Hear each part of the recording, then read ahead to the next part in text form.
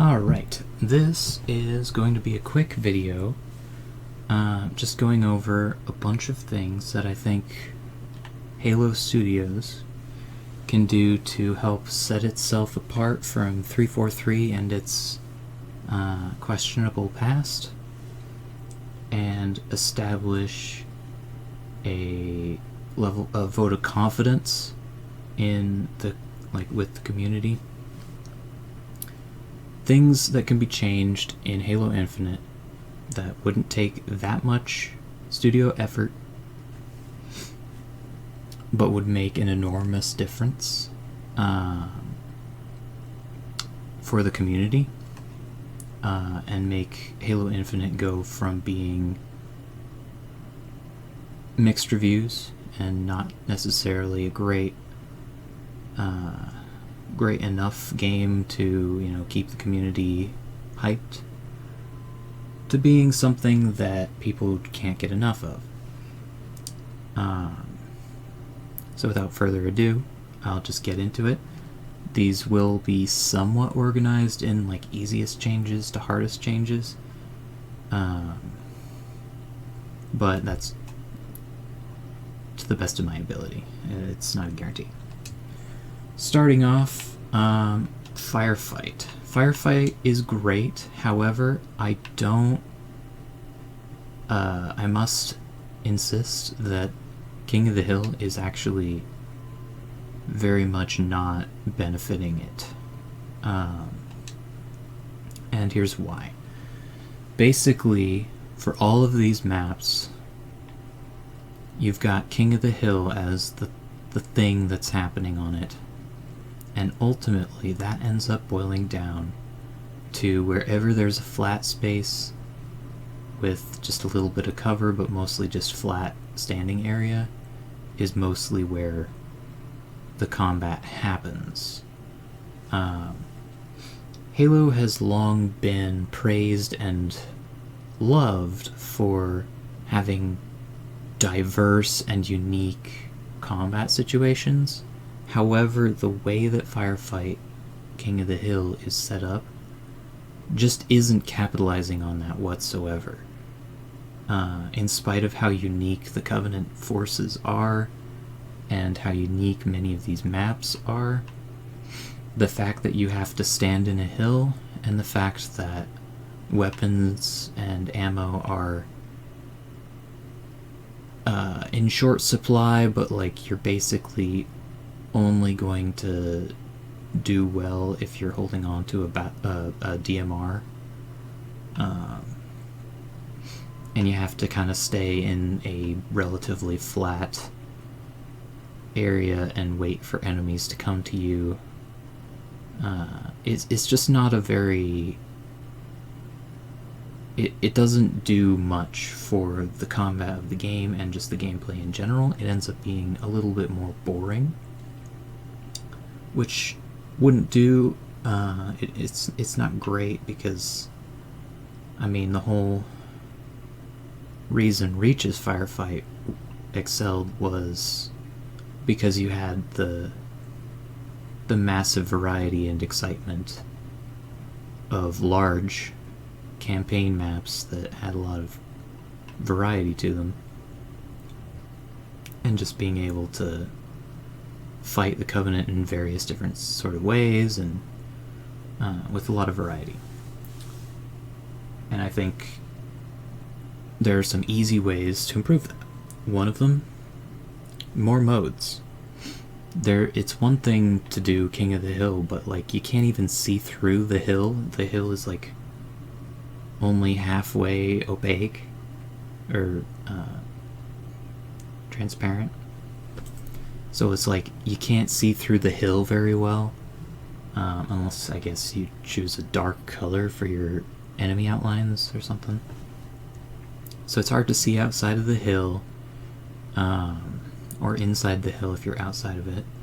You kind of have to stay on the hill in order to progress. And you're kind of forced to use the DMR with the kinds of enemies that come in massive waves. But I think having more modes is great. I like how these three maps here have some really unique things. Refuge, you can summon jackal snipers once. I think that's a really cool feature. Courtyard has a skewer shotgun on it. And Firefight has a target locator ball, which is pretty neat. I believe Lone Wolf spawns tanks, like wraiths. That's great. We need more stuff like that in addition to things that are different from just King of the Hill. Like, I don't know, capture the flag, assault, maybe even just like score attack modes where it's literally just endless waves just flowing through. You could even do kind of like a escalation firefight where, I don't know, you have endless waves of grunts for starters or something, just kind of flowing through, and as you get kills, your weapons gradually like upgrade, but then also the enemies that come out get upgraded. So maybe for the first like 50 kills per player, it's all grunts, and then everybody's upgraded to like a bit more interesting of a weapon, and now it's jackals, or now it's elites or brutes, or, you know, just gradually increasing. There are all kinds of different things you can do, and I just say execute some creativity. Maybe move the hills on these maps to be in more bizarre locations that involve more movement and more verticality, more chaos, but also less just flat, because there's nothing fun about Firefight if it's all just on a flat plane that looks a little different, you know?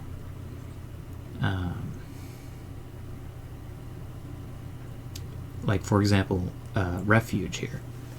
Refuge, all of the hills are on like the flat road areas, but look at that building that's, you know, featured in this.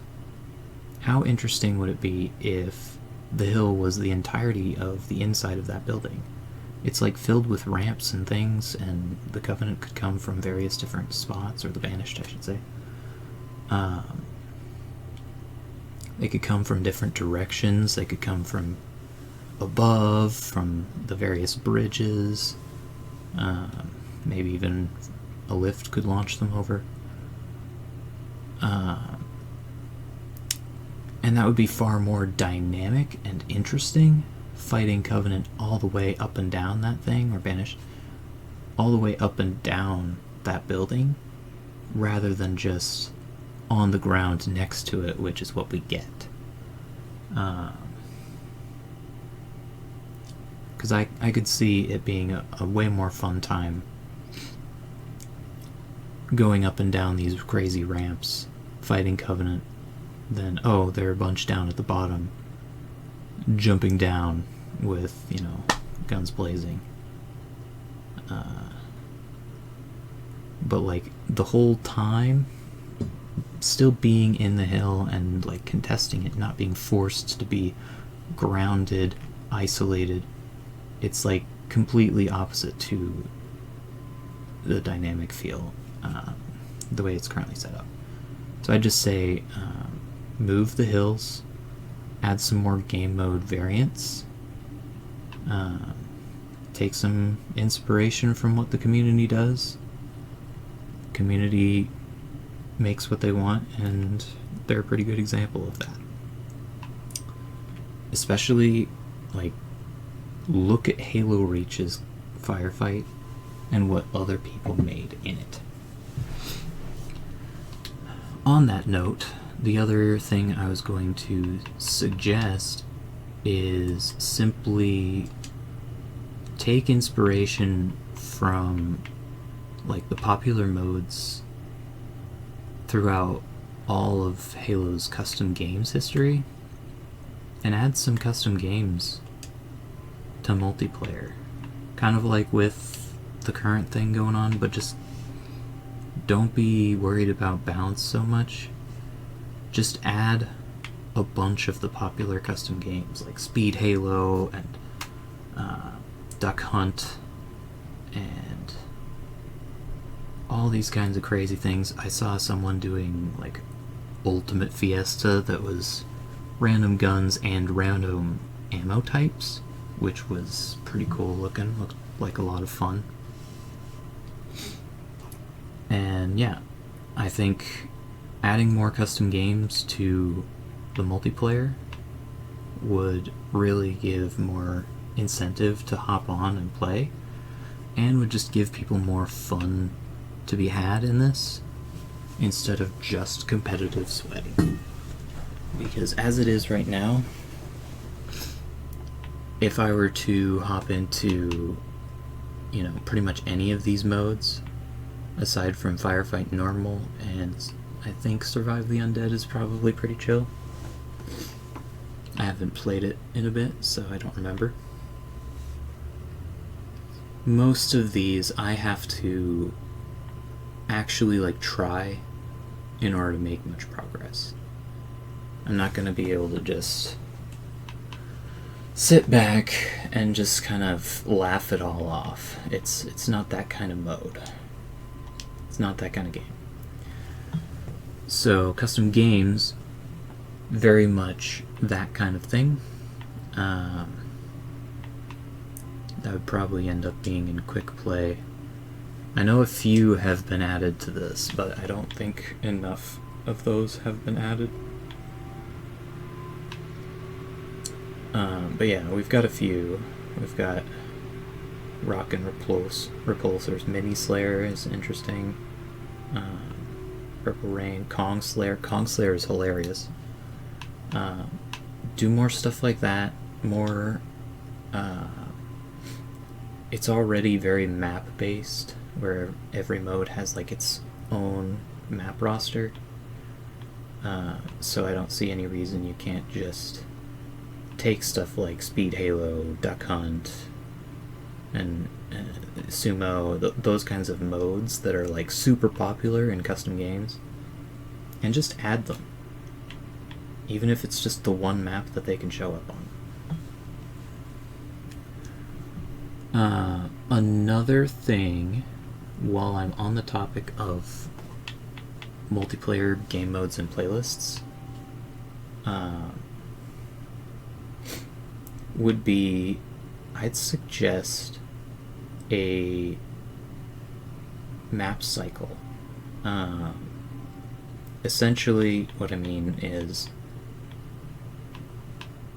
where's yeah, I'll go back to Firefight. I missed it. There it is. So, something that happens a lot in matchmaking right now is repeat maps loading up. So for example, when the Reach event was going on, and it was the Reach inspired maps, Ardent Prayer, Powerhouse, Refuge, Courtyard, Lone Wolf, Firefight, when these were all the only ones on the playlist, right? I got Ardent Prayer twice, Lone Wolf once, Firefight 4 times, Courtyard 3 times, and Refuge 6 times. And Powerhouse 3, I think, or 4. I kept getting Refuge, specifically. I never really got to experience Lone Wolf while that event was going, except like at the very end I happened to get lucky and get it. But I kept ending up going into Refuge probably more than 6 times, honestly. That's I was on Refuge a lot. And Refuge was my least favorite out of all of those. Powerhouse, not a big favorite of mine either, because it's dark and kind of annoying to see what's going on. Ardent Prayer I was very interested in, but I never really got to experience that very much. So my suggestion is set up a system in the background that keeps track of what the last map you played was, and just have like a list, kind of like how this map list, it has an order. So if I end up playing Scar Firefight, just try and match me for live Firefight. And if I've done that one, then try to match me for... Instead of it being like, oh, every player group has kind of like a list, an organized list, and you just happen to join into someone who just queued, so you're getting Scar Firefight for the 15th time because the last 15 times you matched, you happened to join people who were just starting. Instead, focusing on actually trying to ensure that a player doesn't get the same map twice. For example, this is another... no, not ranked. Where's Tactical Slayer? I can't find the normal Tactical Slayer.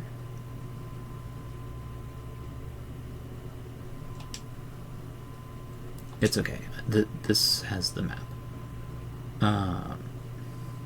When we had the one-shot Slayer mode last week, I played a couple times, and not that one.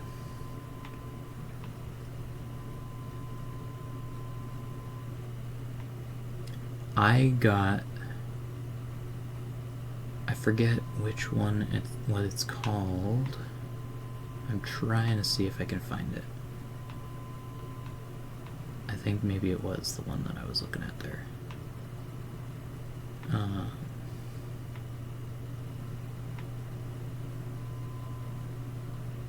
Yeah, I believe it was this one. No, maybe not. I don't know. But I think it was. I got this one every time except for the once. The first time that I played, I got to play on the map with the active camo in the middle. But every other time that I matched in, I got this map. And just this map. I played several, I think I played somewhere around 11 matches. 10 of those 11 matches were this map. And that was super annoying. I hated it. I wanted to leave many times. Not because the gameplay wasn't fun. It was interesting and fun and different. But what wasn't different was the stupid map being the same map every single time. That was frustrating. I didn't want to do that. And this is why everyone complains about there not being a map veto or vote system. Is because the way it works currently, you get the same map every time mostly.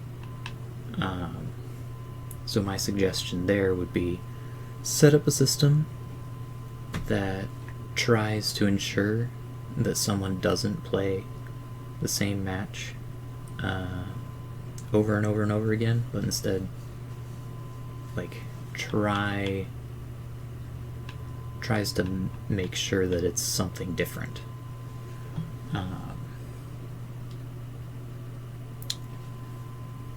Next thing would be bots, character-based bots specifically.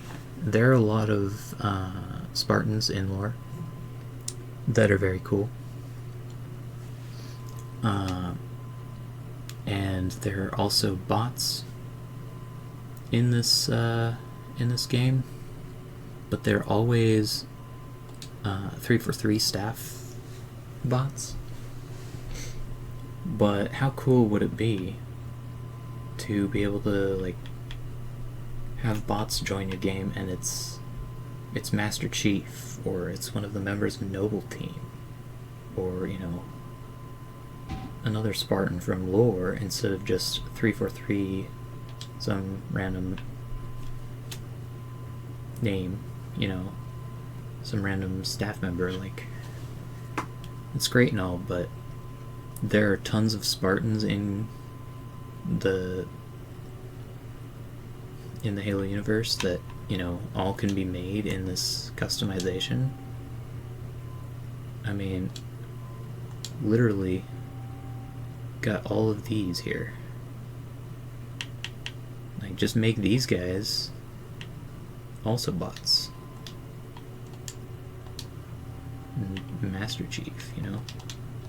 Give us some more interesting bots to have, and maybe even change, like, have their yeah, maybe even, right, that was one of the suggestions I had as well for matchmaking. Increasing the bot level from defaulting to Marine to maybe ODST. I think most people are probably more ODST level bot skill. So when people leave, the bots being Marine difficulty is kind of terrible, I think, but that aside, yeah, I just think having bots from the lore would be a really fun way to not only, you know, show off some of the, you know, customization that the game has, but also, you know, just makes it more exciting than, you know, a player leaves and 343, I don't even remember any of the names, you know, 343 so-and-so joins. That's nowhere near as exciting as, you know, Master Chief has joined, or Carter, or, you know, even if it's 343 Carter, or, you know, even though it's not 343 anymore. So that's another suggestion.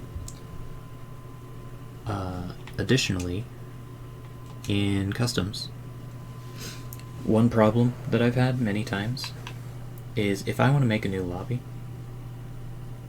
like a custom games lobby for people to join, people won't be joining me if I'm just here, right? I need to actually be in the game. But if I go into the game and I don't have bots, I have nothing to do until someone joins me.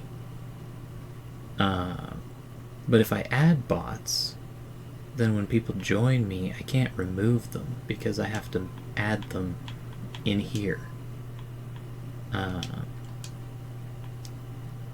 Since I have to add them in the mode itself, I can't just remove a bot once I get in, and I can't add a bot in order to make up for the absence while I wait for people to join my game mode. So my suggestion is a setting that the host would have access to both in this menu as well as in-game to add bots.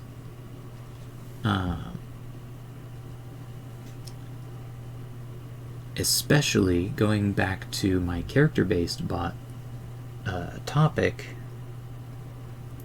if you have the ability to add a specific bot, that would be even better, including in scripts, because then, like, for example, if I wanted to recreate a mission from Halo Reach where you've got Noble Team with you, I could just add, I could have the level scripted to add, let's say it's the first mission, so it'd just add Emil, George, Carter, Kat as specific bots to spawn. Yeah, as well as in custom games being able to add a bot to my playlist or my, lobby, my party basically, would be fantastic, so that I could then do stuff while I wait for people to join my custom game, and then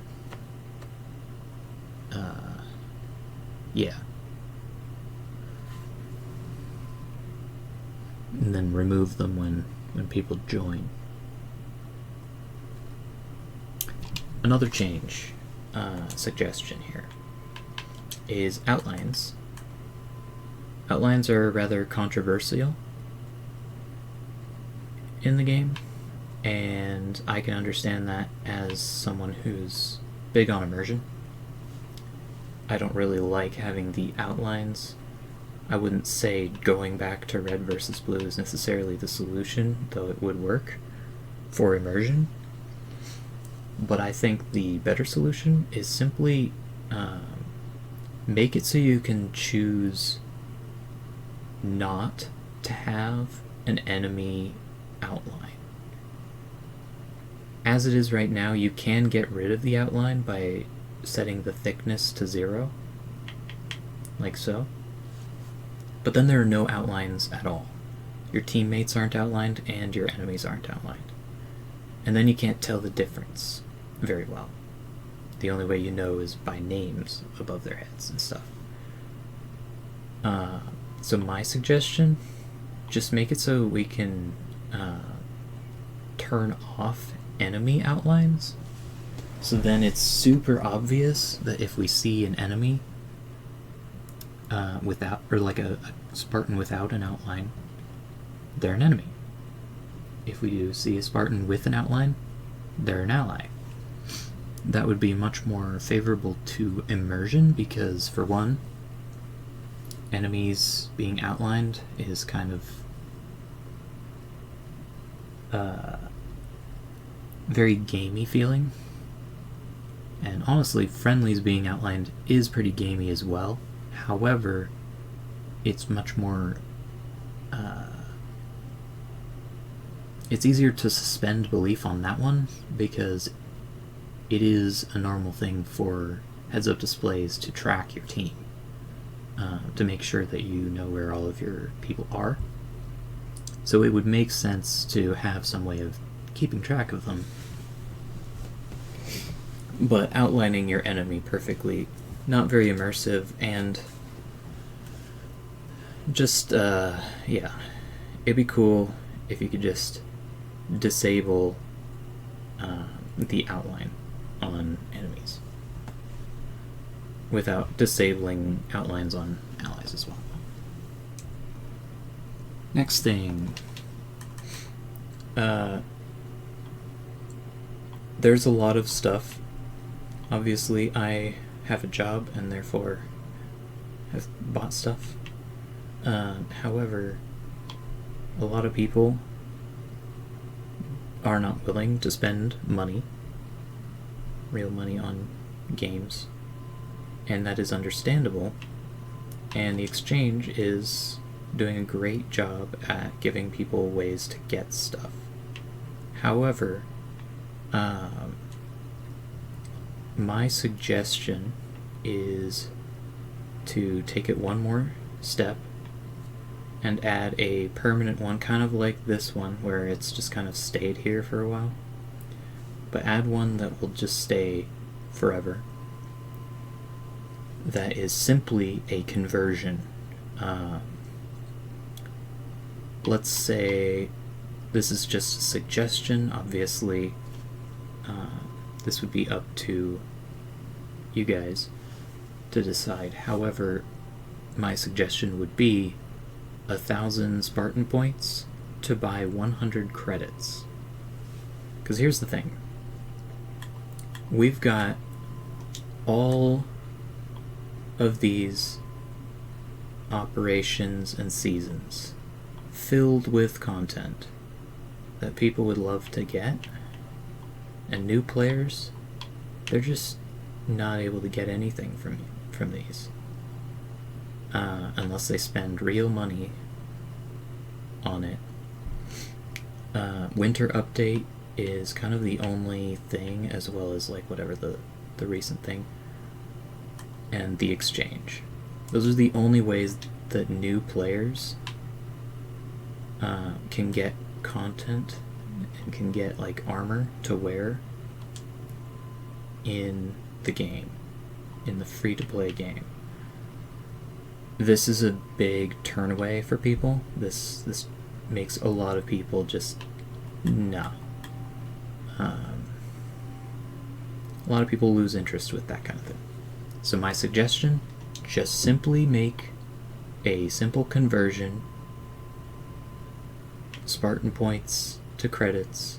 Doesn't have to be a massive, like, oh, you get, 1,000 credits for 1,000, just something simple. Just a few Spartan points for a few credits, easy conversion. That way people can consider stuff in here for sure, and it would be easier to get stuff in here, but they wouldn't be like completely having to write off all the stuff that's in here and be like, oh, but I really like this helmet, but I can't spend money on games like this, so that's too bad. I guess I never get to have this. Instead, with the Spartan points, you could get it eventually. It would be a grind, but you could. And even like this, these are very useful, but $2 for that doesn't seem worth it. I wouldn't necessarily change the price, but if you could get 100 credits for 1,000 Spartan points, suddenly that is significantly easier to get, much more worthwhile, and would let you continue to progress through these things, especially in those times where, as a free player who hasn't purchased the thing, not that you wouldn't be able to, honestly, if you could get that. If you just needed a little bit more speed, you didn't have a lot of time, but you were just,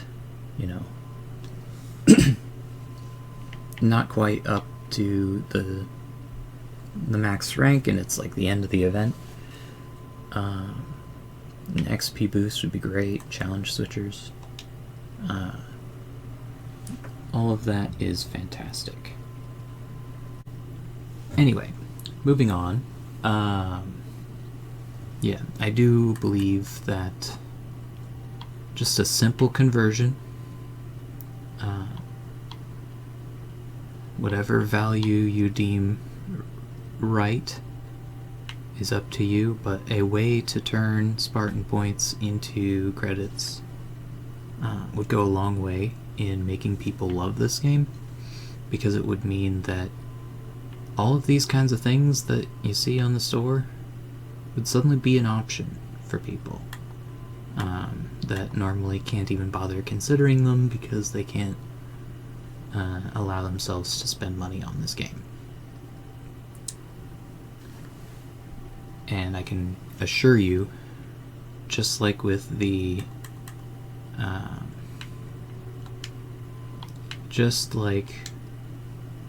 haunted helmet, it's not gonna be stealing your opportunity to get people to spend real money on this game. People will still do that. If they're going to spend real money, they will do it. Even if there is the possibility that after a long grind they can get the item without money. Those who will spend money on the game will spend money. Those who will not, will not. And you gotta capitalize on that. So the next thing that I would suggest changing would be Stuff like this. Back when the game first launched and a few years after, all of the chest plates seemed to be based off of this one disappointment of a chest plate from Halo Reach. Whose idea it was, I have no idea, but I can honestly say this has got to be one of the most out-of-touch things I've ever seen, as far as decisions go. This piece, being gray in Halo Reach, was one of the most frustrating pieces out of all of Halo Reach, because it's so cool, but it never was able to blend in like everything else did. And then some genius thought, let's base all of our chest plates on the most aggravating chest piece in Halo Reach. And so now, the pieces from Reach that did have color don't have color, and still are to this day gray for no apparent reason, including a bunch of pieces from Mark 7 and Yoroi. Literally every core until they finally started doing that, doing changes. So my suggestion, just go back to those and change them so that they do take the color. Whether or not they take the primary color or not, I don't care, but make it so they inherit from coatings, including this one. Like, this one was annoying to not have it. There's no good reason to keep them gray. They clash a lot with it, ODST being like the biggest offender. For the entire time that ODST has been a element of customization, it's literally been the colored part. In Halo 3 ODST, when you changed your color, most of your ODST remained identical, unchanged, and this piece that is gray and uncolorable was the only part that was colorable. So the fact that in this game it is the only ODST element that is not colorable is kind of stupid. And then, like, stuff like these, for example, clearly they were created in this color and not taking colors. So it's not like with the ODST one where it's like, well, this always had color, why is it not colorable now? But still, I would suggest making it colorable, because I think it goes a long way.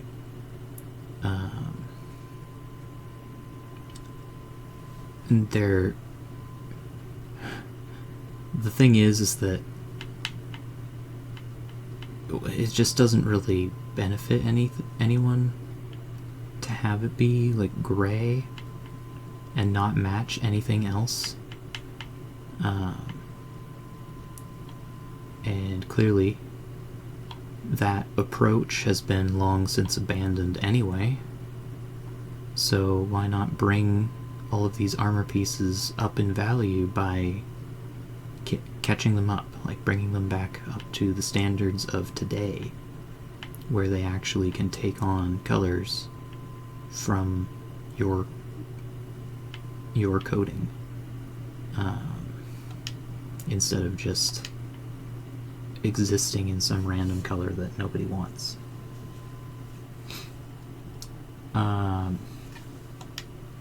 Next thing is kind of jumping back. Matchmaking. Some of these playlists are just dead. I think Infection, it's been a long time since I was able to successfully queue into Infection, and some of that is just simply that that many people don't have the patience to wait like 5 minutes to get into a match, and that is how you kill a playlist like this. Let's say the wait time is actually 5 minutes, or even just the 1:59, the 2-minute wait for a game of Infection. It needs 12 people in order to play. And if 12 people have 1 minute, 2 minutes, 5 minutes, wait time to play this versus doing something else, literally anything else that they can just hop right into, or wait 2 minutes in hopes that maybe 12 other people will also have waited 2 minutes, it's just not, it spirals downward. So my suggestion is make it so that there's a probably, I would say, like, probably 1 minute. Yeah, I'd leave it to you guys, but I'd suggest 1 minute timer that will add bots to your party so that you can join a match regardless of whether or not there are enough people.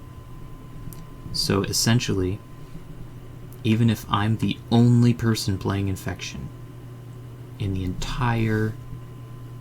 entirety of Halo's network, if I'm the only person, I could still get in because it would add enough bots. And I would be playing with bots, but then if someone else decided to queue in, they could get joined in progress to a game that's actually going, or join into other bots if it's too late. But this would revive a lot of these dead playlists where nobody plays it, and allow people to have the freedom to be like, I don't want to play any of these modes except for Kong Slayer. That's the only one I want to play. Oh, there's One Shot Slayer. I just want to play Kong Slayer. People who are random like that wouldn't be forced to just give up on their interest if you just use the bots, even in matchmaking. Like, even as you try to find a match, just give up at some point and add bots, and then like divert players into it after the fact. That would make it way easier for people to just play what they want to play and have a fun time. Fighting bots isn't that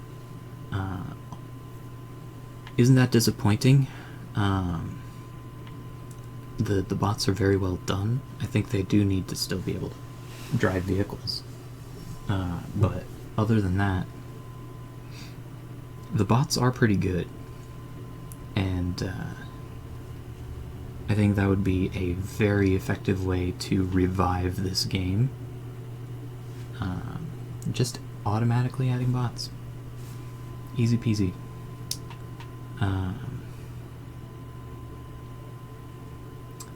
Second suggestion relating to maintaining a player base and making it so that this game actually doesn't have a bunch of dead modes.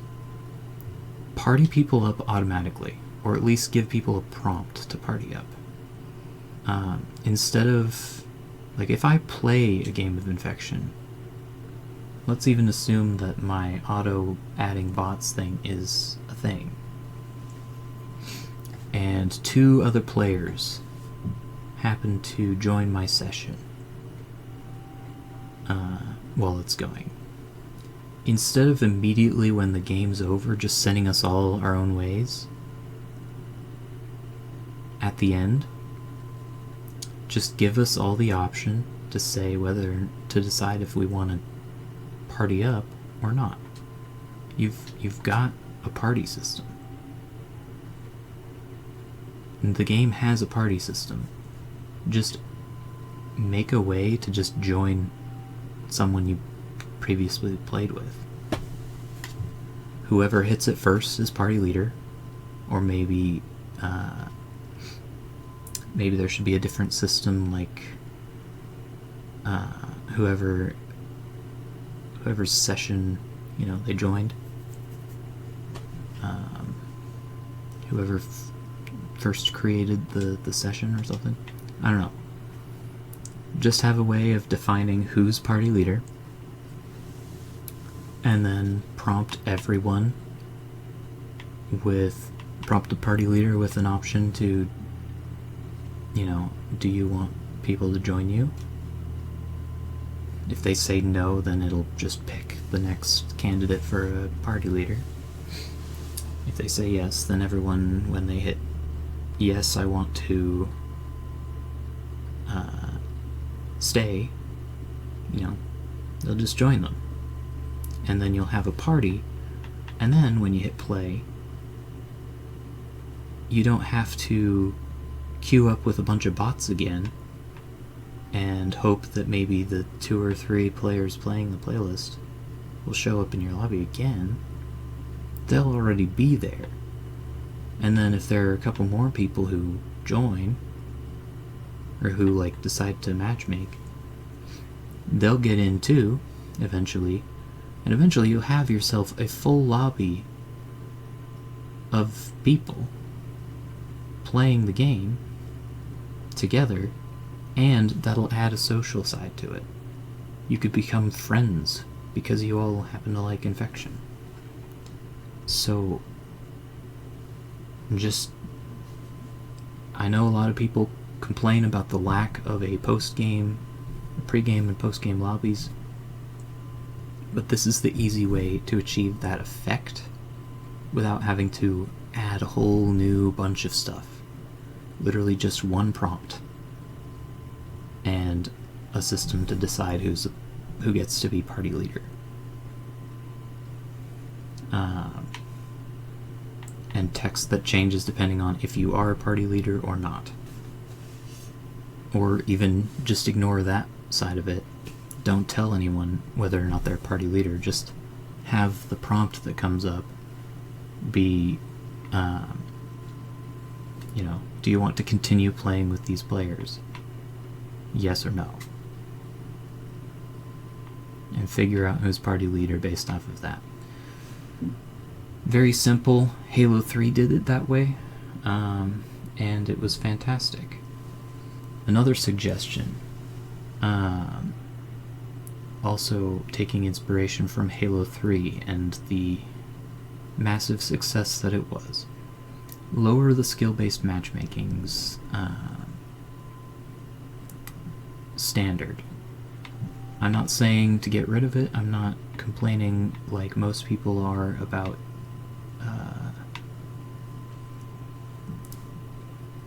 I don't know how to phrase it other than that Halo 3 is the thing that pioneered it. Halo 3 did the best job at it. So there's no reason not to look at that and see what they did right and what they, and take inspiration from that. And the creator of that system literally, on Twitter, explained the whole thing in detail. And ultimately, the thing that he was saying was the base difference is, I'll use this as an example, okay? Let's say, at your best, you're Spartan difficulty, right? This is how, as far as I'm aware, this game does it, is it will look for other people at that level, and it'll match you up with that. But for me, on average, like if I'm really trying, I am Spartan level. But on average, I'm more on par with ODST bots. The ODST bots, far closer to my average playstyle. But the game will still try to match me with people of that level, which ends up making it so that I cannot just play the game. I have to sweat at the game.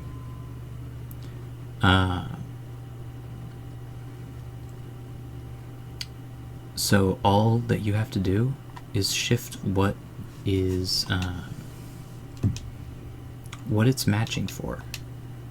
Match for people's average, lower average, or moderate averages rather than their highs.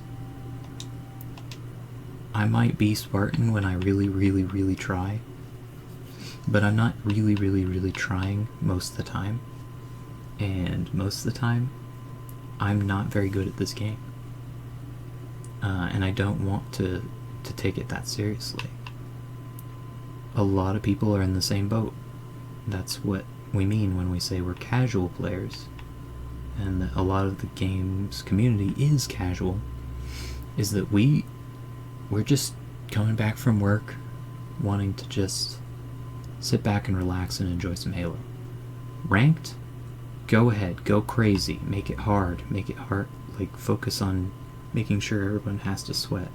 But all of these other modes, you can still be basing people off of their skill level, but base it off of their average or below average levels, because then the people who are big sweats, who always play super hardcore, they'll match with people at their level, and people like me who just, I can be pretty good at the game, I just generally am not, I will be matched with people similar to me. If you focus on my average or my, the medium between my best and my worst, the average, yeah. Not my average best, but my average. If you get what I mean. If you don't, understand what I'm trying to say, because I'm not doing a great job, just look up what the creator of Halo 3's skill-based matchmaking described, and, he made a whole Twitter thread going over it in detail, so I'd say just read up on that. Another thing, proximity voice chat, for teammates and enemies alike. I think that would do a lot for making the gameplay fun and hilarious at times. It definitely can lead to people screaming at each other, for sure, but it also can lead to a lot of fun, so I would suggest adding that. But I don't have much more to say about that, especially because I don't generally use mics myself. I just know there are a lot of fun times that have been had when opposing teams could talk to each other.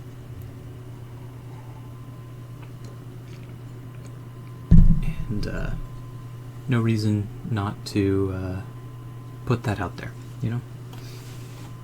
Okay, next thing that I am going to point out, or suggest rather, is a bit more significant. We're kind of moving towards the higher effort changes, but I also think these higher effort changes also will make this game significantly higher value to players.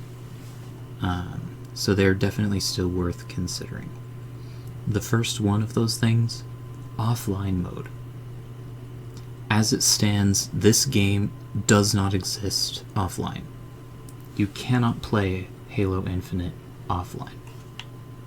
Your character and all of your customization isn't saved on the console, or if it is, it just doesn't bother to access it. So you can't customize your Spartan. You can't even see what they look like. Store doesn't exist offline. That's fine, honestly. Community, all that stuff, naturally doesn't show up. But here's the problem as well. Of course you can't do multiplayer offline. Custom games, though, all of this stuff, this is network stuff. You just find, like even my files, they're not on my console. They're not saved on here. It's from the cloud. All of this stuff is from the cloud. And that's a problem. Because that means two things. One, if my internet goes out and I'm just itching to play Halo, I'm not going on Infinite. Not because I don't want to, because I can't. Two, people who spend money on this game, such as myself, there's a insecurity here. While I can enjoy this stuff now, 10 years in the future, I can't guarantee, no one can guarantee that I can enjoy any of this. It might be a waste of money. Because when the day eventually comes that Microsoft decides, yeah, we're done with supporting the servers for this game, essentially it's taking all of the money spent, all of the time and money spent on this game, and saying, okay, we take it back now.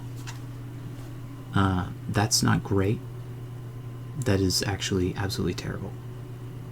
So what I would suggest, every time that you play, and get, like, unlock something, every time you get some Spartan points, or you buy something, or level up, just save that. Save a little snip of the game, and every time you make a custom game or favorite one, make a little save on your console that has all of that information on it, of like all of your saved and bookmarked maps and their information, all of your customization that you have, as well as like what you've put together, what your rank is, what your like, you don't even have to keep track of the Spartan points and credits, because you could just not have the shop be a function when online or offline. You could just make it so that the shop and community things, they just don't work when offline. But make it so we can actually do stuff with our armor, use our customization that we have, play custom games that we have, forge. Let us at least do that stuff offline. That will guarantee to everyone who plays this game that it's not a waste, and that'll just generally make this game a better game overall. So I think that's a high priority. That should definitely be something that should be done. Moving forward, because I am taking way too long, there's a serious naming problem in this game. I don't know where 343 lost, what led to 343 forgetting this, but Halo does have a naming convention that has been abandoned. It goes as follows. Vehicles are named after, UNSC vehicles are named after animals. UNSC weapons are named after their function, what kind of weapon they are. And armor uses the same naming convention as weapons, though sometimes abbreviated. Sorry, let me get a drink really quick.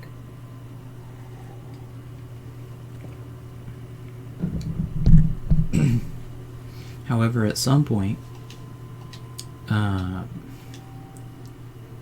weapons started getting named after animals, like a vehicle would, and armor started getting named very inconsistently, I might say, but a lot of times it seems to be getting named after, like, mythology, which I can understand, Mjolnir and all that kind of stuff, but there's a bigger problem here. In the old days of Halo, one of the cool things about customizing your Spartan was that you knew why you would choose something like, say, this. Why do you have ammo packs? Recon. You know, what is this piece of armor? Oh, it's for orbital drop shock troopers. What is this? This is security. I don't know why it's called SEMA here, but this was a security chestplate. So, essentially, in kitting out your Spartan, you weren't just picking cool looking pieces of gear, you were also defining what your Spartan did. That has been entirely abandoned. For example, Pack Rat Rig. What? Paradise Rig? What do these mean? So the descriptions do kind of explain some of it, but then if you go to shoulder pads, they don't.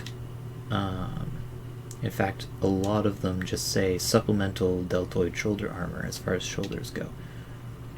And part of the problem is particularly names. Visla plating, soft point, Vitus.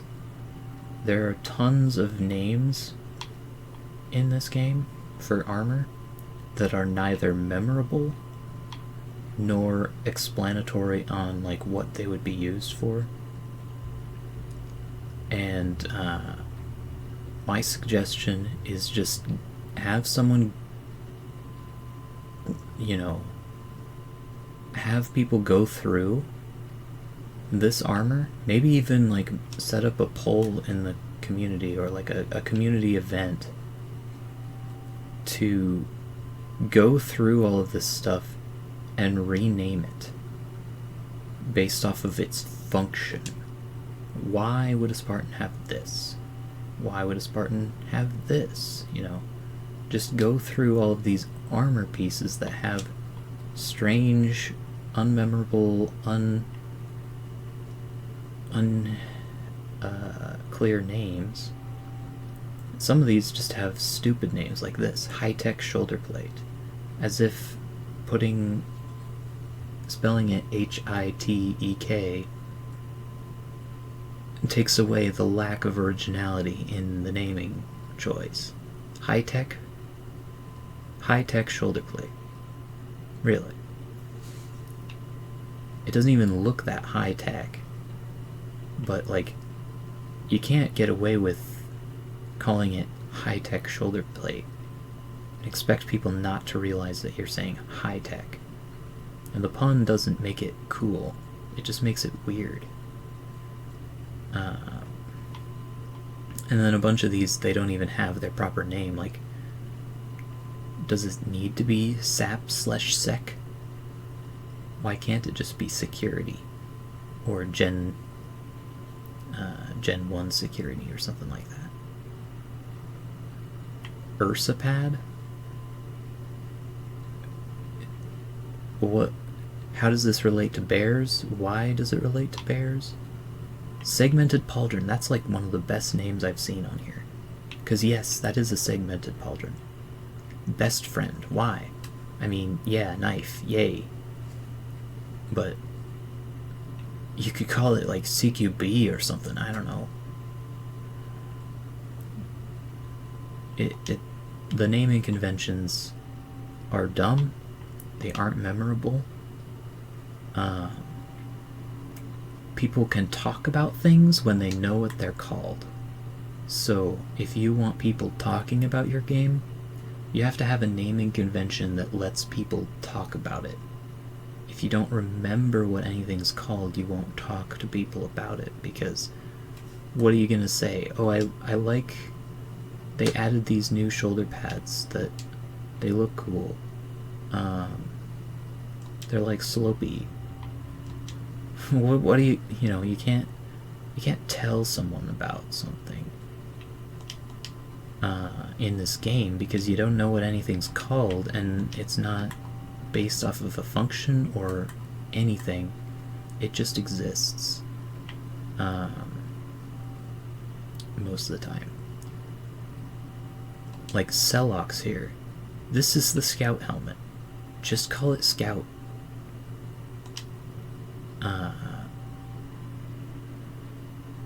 You don't have to have all these different weird names. You can just name them off of their functions. That's a bit of a rant. I will stop there as far as that goes and move on to the next thing. That being cross-core attachments. A lot of attachments. I'm not saying like make them all cross-core. That obviously wouldn't work. But there are a lot of attachments, but there's no reason they can't just be on all of the helmets, or most of them. Like literally these ones. Every helmet has a side, so side attached attachments, there's really no reason they can't be featured on every helmet, or almost every helmet. Obviously this one does require a bit more of a shape. Same with this one. This one not so much, but the more attachments available on more helmets, the better. Because like there are these ones, things like this. So many attachments would work on this helmet, but they just aren't.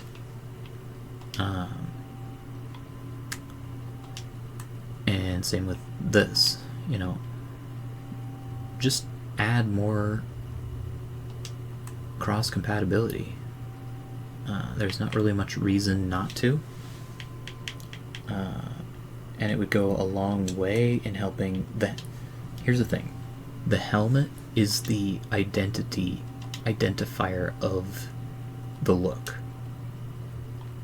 If I just change what my helmet is, it fundamentally, wow, this is lagging. It fundamentally changes the vibe that I give, as opposed to changing the shoulder, which does not. The helmet is the identity, and the attachments are a part of that too. So, specifically making sure to feature, like to have more attachments available, I think that would go a massive way in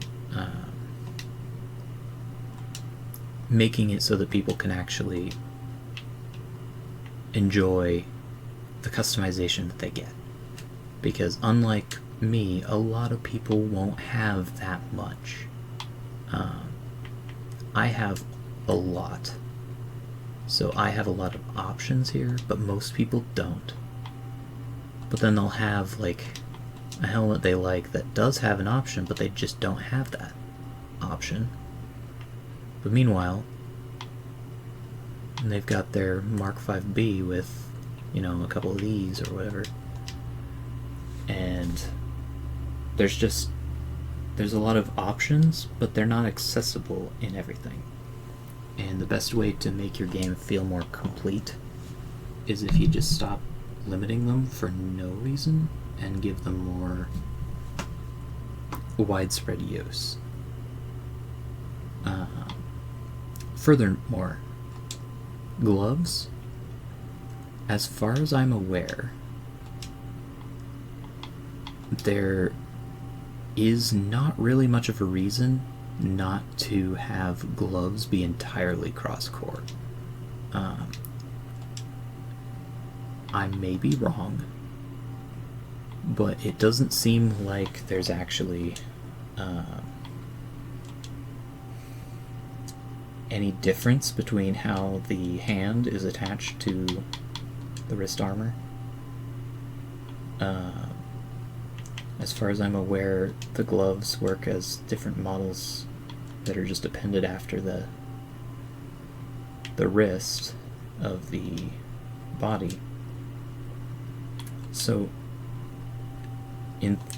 I'm pretty sure you literally would just be able to add all of the gloves to all of the cores without like any effort, and they'd just be more options.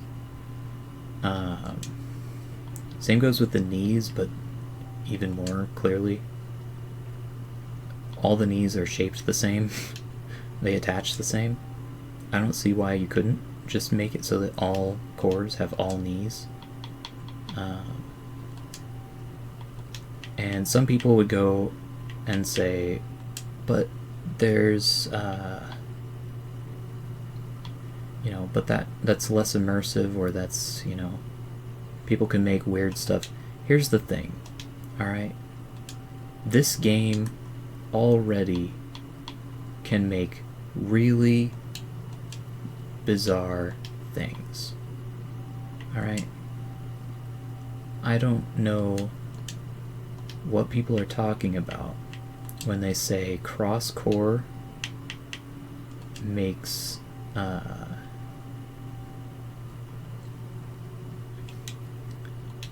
it so that you can make clown stuff. I'm fairly certain all of these things that I've applied, all of these things that I've applied here to this Spartan aren't even cross-core. This is something you can do in this game. Having the knees from a Mark V on your Yoroi character, that is not the same as this. And this has been doable from the very beginning. Well, obviously, these specific items, not so much, but they were added in the first year or two, before cross-core was a thing. So this kind of nonsense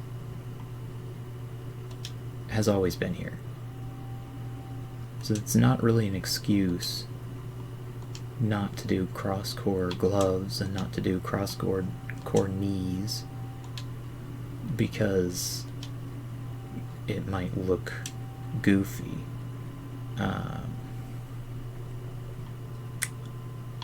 The reality is, there's a lot of content in this game, and it's just being restricted by these cores.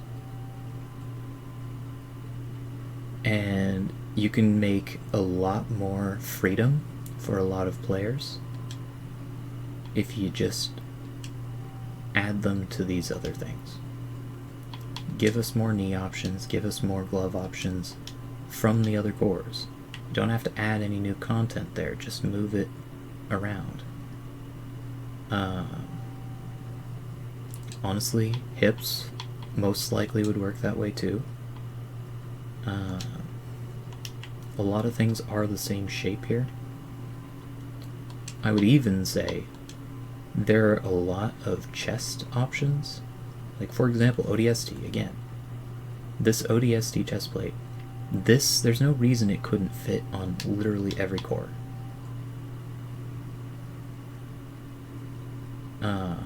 Maybe this one couldn't, or you'd have to rotate it and it would look a little funky. But add more. There's not much reason not to work on consolidating a bit more, making it so that more stuff is widespread and cross-core.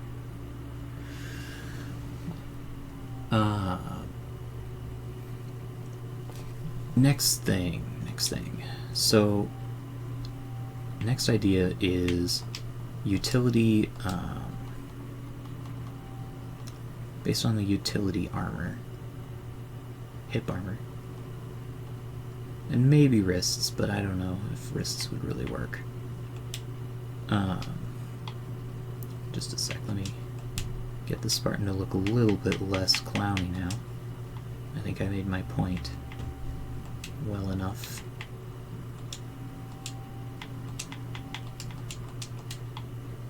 Just gonna get it back to looking cool. Okay, so hip armor.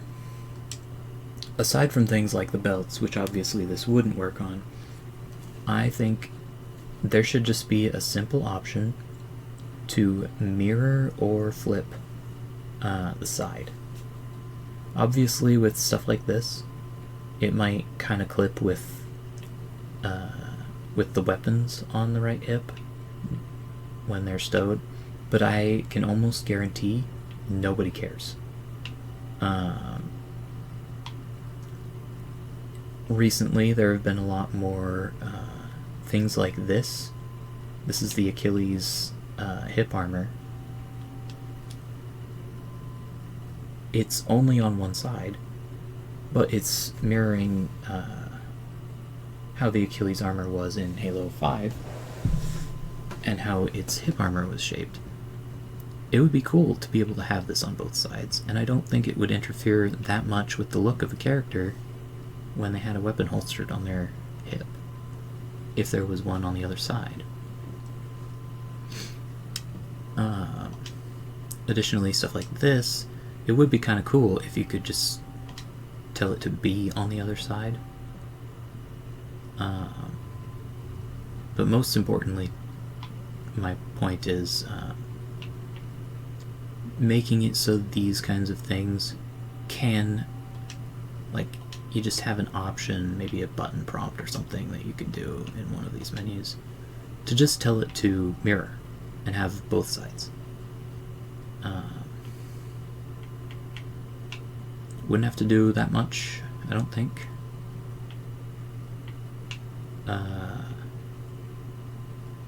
But it would go a long way to helping to increase the flexibility of the system and give people more ways to customize their character. Next one. More colors that are just simple. To make my point, I will just go in order of date acquired descending.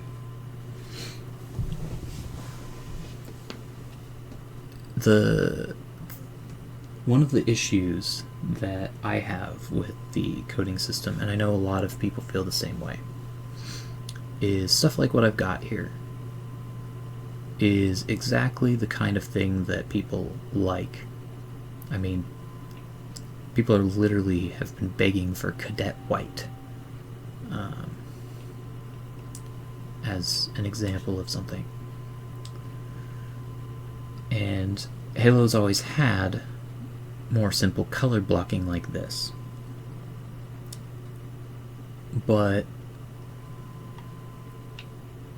lately, and by lately I mean almost exclusively, a lot of what we've been getting as far as coatings go have been a lot more on the more garish and chaotic patterns and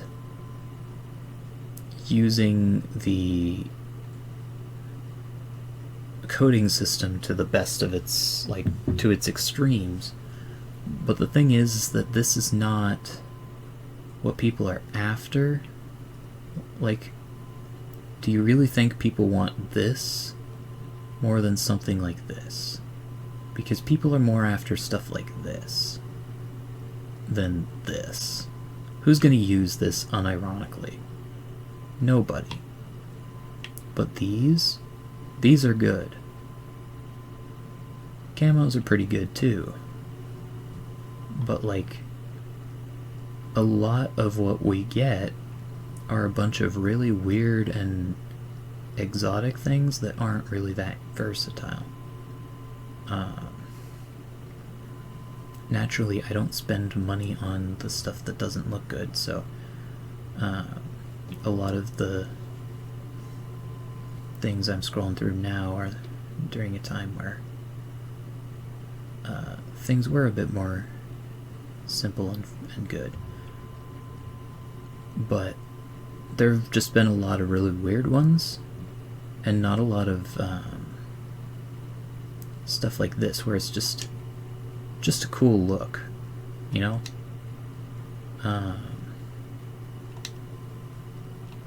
And I think just adding more coatings, especially, like, at the very least, finish up our cadet selection with just making sure that every color that was in Combat Evolved is in here.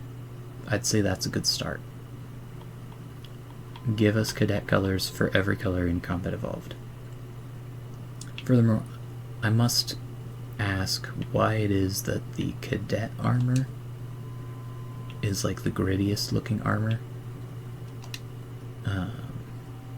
I'd say the naming kind of confuses me there, because like the most battered and beaten armor is the cadet armor. A bunch of other stuff is like super smooth and clean, but the cadets are always like super hardcore apparently. Just random thing there.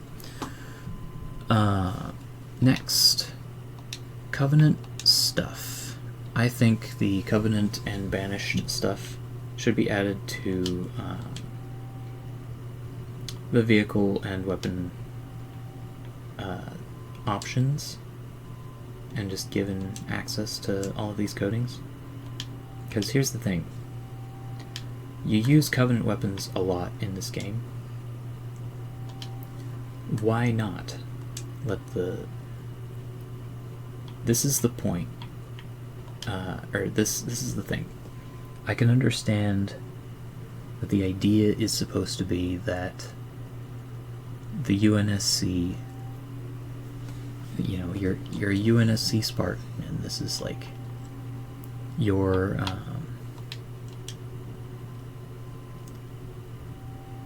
well, see, that's even trying to explain like why it makes sense. It doesn't make sense.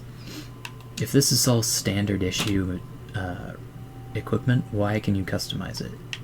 I can guarantee that these are not standard issue.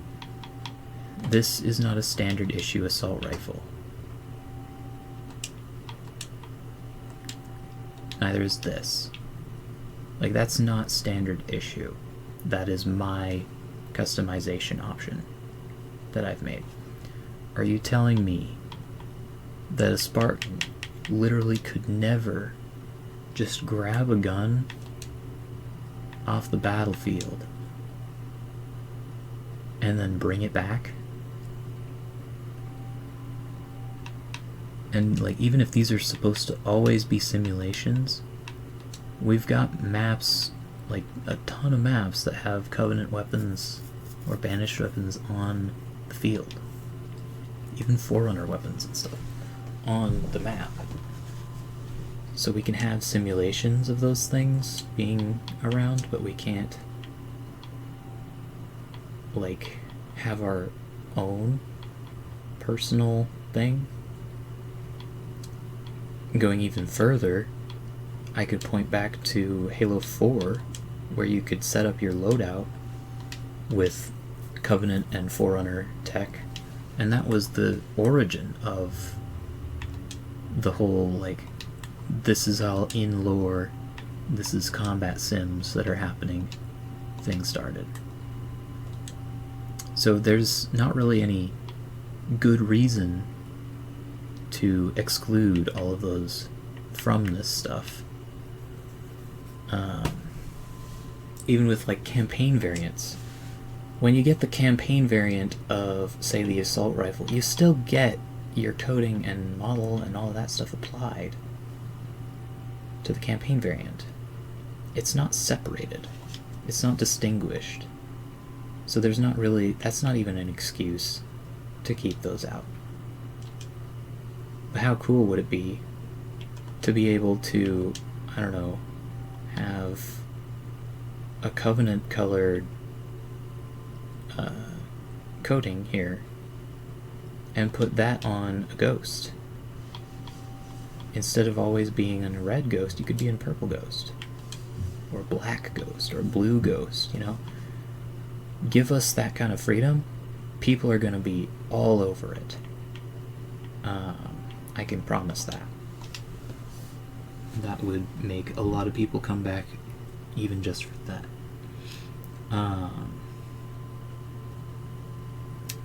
Another point, ammo types, weapon ammo types. Currently, it's only the campaign variants that function as ammo types in Forge. And my suggestion would be change that so that normal weapon ammo types can be used. So for example, I could have a sidekick that fires completely normal Hydra shots. Not like the special Hydra's shots, but just a normal Hydra's shots. Or a bandit that fires... Ooh, that's even better. Not a bandit that fires sidekick shots. A sidekick that fires bandit shots. That would basically be the Halo Reach Magnum returned. There's a lot of cool things that you could do if you could just have the normal weapons as well. So I would suggest that as another feature. Make it so Forge combined weapons can be combined with any kind of weapon, not just campaign variants. Next, add... just start adding old weapons to the game. Obviously, that is a bigger leap, but I would say don't worry about balance. Just literally port them from Halo 2 Anniversary and Halo 5. And maybe a few others if there are some... Like, obviously, the assets do need to be somewhat on par with these, especially if they get added to this list as well. But definitely, I'd say adding old weapons, even if you don't add them to any playlist, just add them in so that people can put them in Forge or pick them in their custom games. The classic kinds of weapons like the plasma rifle, the magnum, flamethrower, the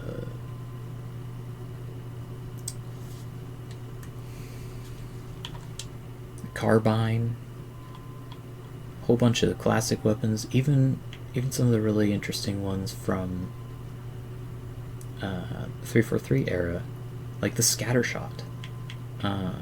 I know the heat wave is kind of like the new scattershot, but you know, light rifle, scattershot, incineration cannon, fuel rod gun.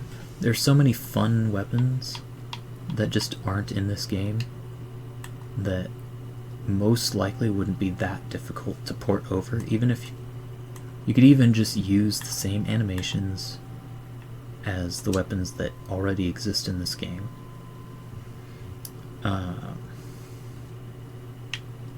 Similar, like maybe even identical effects, kind of like what was done with the Ravager Rebound. The Ravager Rebound was just recently upgraded into basically a brute shot from Halo 2.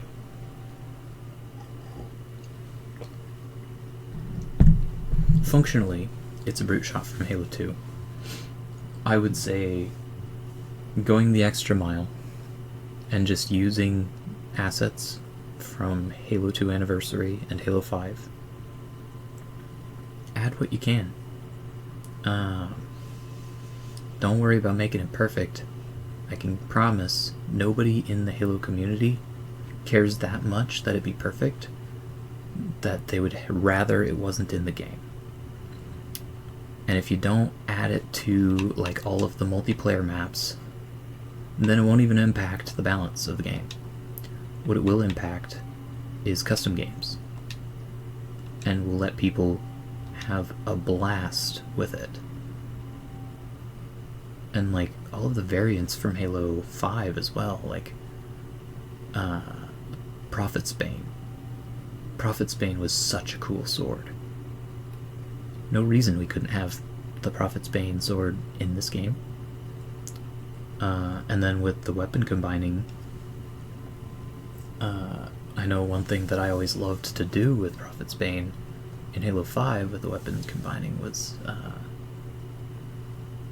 it would give a weapon active camo on crouching like the sword, while leaving the weapon mostly unchanged. That was super cool. And it would be cool to do that in this game too.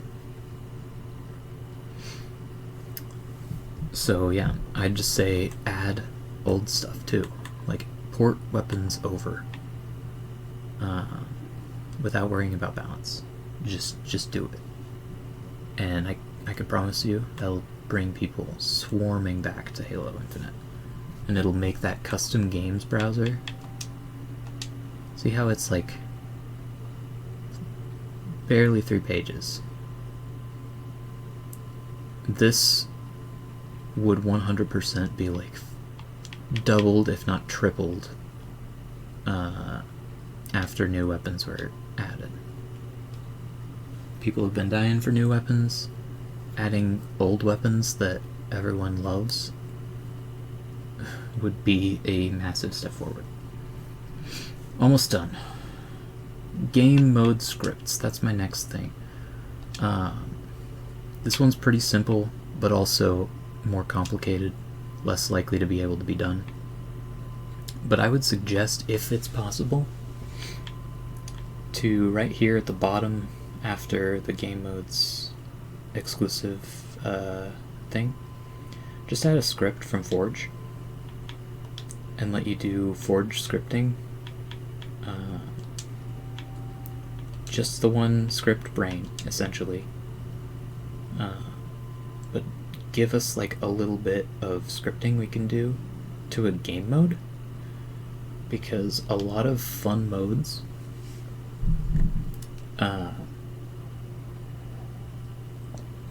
can be made using only one script brain. But then the problem is you have to add that script brain to every single map you ever want to play on. And that's a difference, a pretty massive difference between this game and all of the Halo games in the past that excelled in their custom games. Because the custom games in the past, you could just be like, this game mode is so fun, let's try it on more maps, and you just do it. But here, if I have a custom game lobby going, everybody just loves one of the modes that I do and wants to do it on a different map, then I have to make all these different maps have that script brain in order for the mode to work.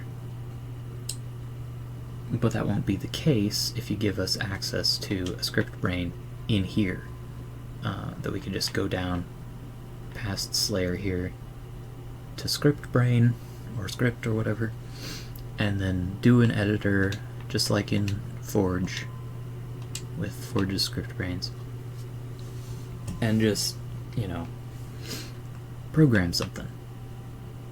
And all you have to do to make it so it functions is just on the start of a match, just pop that script brain into the session. Make that be like the first thing that loads. Is it just creates a script brain with the scripting that the game mode contains. If there's better ways to do that, go for it, but that is my suggestion there. Fourth to last thing. Goodness, this has gone way longer than planned. Custom kits. The armor kits are an interesting concept, but my suggestion would be to make it so that you can set them. For example, this look. This is a cool look that I have that I like to use. It would be neat if I could save this as a kit, and then at any point, if I, say, made myself a completely different look for a bit, and I just don't like it, I could just go into the kits and find the one that I saved myself, and then do it. Like, suddenly I'd have that applied. You could even clear out the kit thing upon applying it, and just have it so it just applies the gear and erases what you had before. Unlike with kits currently, where technically I still have my normal customization. Additionally, moving on to the next thing, adding more adjustability of these kinds of kits, particularly with stuff like this. This is such a disappointment. It's the coolest, one of the coolest kits ever, but it's also exactly that, a kit, and that's super disappointing. It would have been great as a core, but even that aside, the biggest grime with this is the fact that we can't change the helmet and shoulders. Or rather, that we can't, not that we can't change it, it's fine if it's always this way, honestly. I think it would be great if you could. I think that would make a lot of people really happy and would raise the value. But more than that, having these shoulders and this helmet as customization for these would be the best. I wish that I could use that helmet with a different core. And most people would say the same. Same goes for the hero rank Mark 7 Chief. So that's another suggestion there. Second to last suggestion. AI. The AI thing, it's kinda, it's got its cool things, but it's also not very well executed, I don't think. Because here's the thing, like, Superintendent makes sense.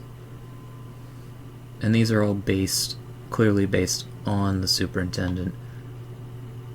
And these are just kind of some extra things. But we've already had a bunch of AIs in Halo, and they're not included. So my suggestion is add Antidot, add Roland, and add, most importantly, add Cortana as an option here. Maybe Cortana could be hero rank or a shop item, I don't care. Having her as an option, including like being able to color and everything, would be awesome.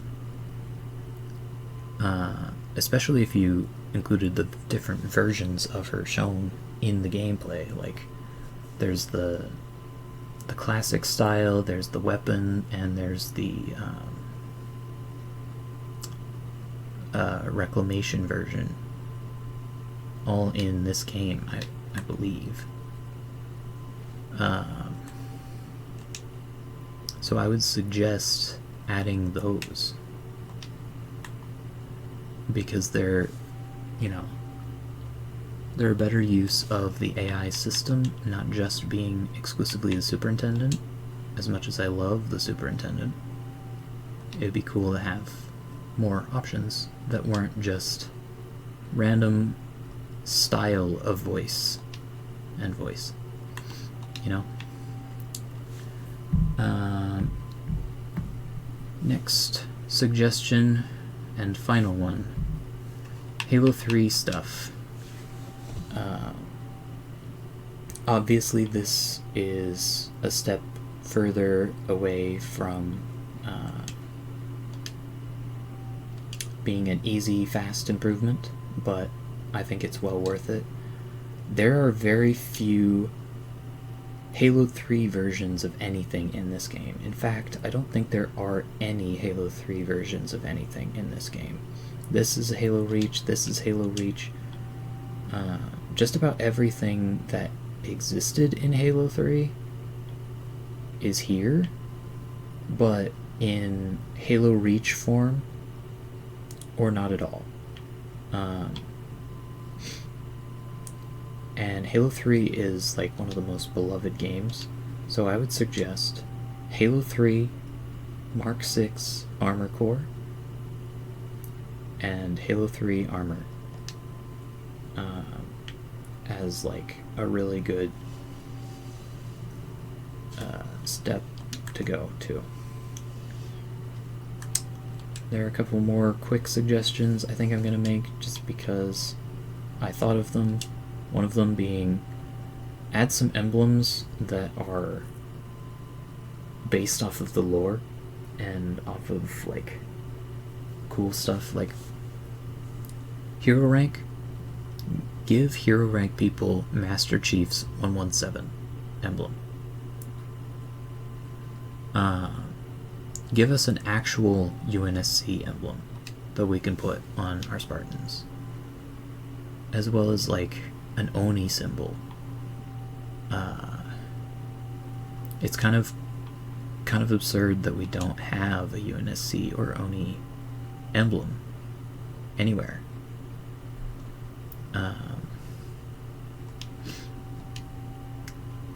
And those would make so much sense to put on your Spartan. And we do kind of have the UNSC symbol here, but it's like an old school version, and it doesn't even have like a grayscale color format or anything, so it's just kind of like fixed in a certain kind of color palette.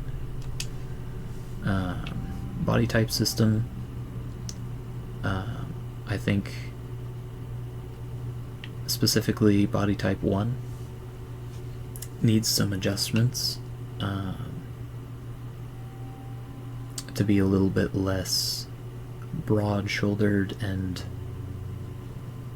like the only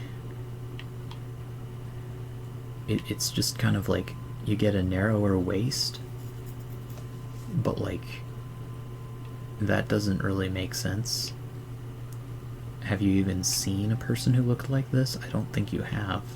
I certainly haven't. Make the hips bigger. Small waist, big hips, and narrow shoulders would make a lot more sense for body type 1. And honestly, I can't even tell the difference half the time between body type 0 and body type 2, so maybe you could make one be the same as it is, and then make body type 2 be more feminine.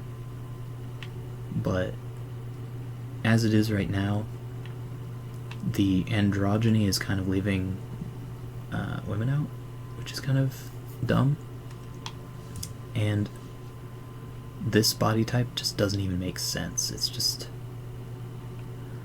almost like anime levels of like tiny waist, but yet at the same time everything else is identical.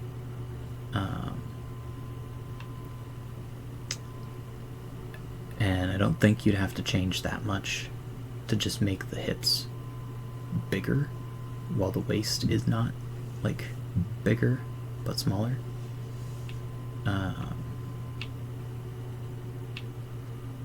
So yeah, that's just one more little suggestion. Another thing, sniper rifle ricochets would be cool to have back in the game. But yeah, this has gone way longer than I wanted it to. So I'm gonna call that good. And yeah, thank you for watching.